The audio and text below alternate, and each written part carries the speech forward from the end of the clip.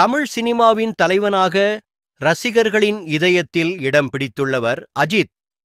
அவரின் நடிப்பில் இந்தாண்டு வெளிவந்த 2 முக்கிய படங்களில் ஒன்று விடாமுயற்சி, மற்றொன்று குட் பேட் அக்லி.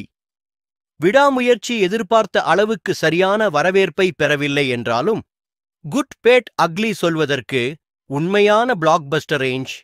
ரசிகர்கள் மட்டுமல்லாது பாக்ஸ் ஆபீஸிலும் படம் தன் தாக்கத்தை முழுமையாகச் செலுத்தி வருகிறது. அஜித் ரசிகனாகவே அறியப்படும் இயக்குனர் ஆதிக் ரவிச்சந்திரன் இயக்கத்தில் உருவான இந்த படம் மைத்ரி மூவி மேக்கர்ஸ் தயாரிப்பில் மிக பிரம்மாண்டமாக உருவாகியுள்ளது.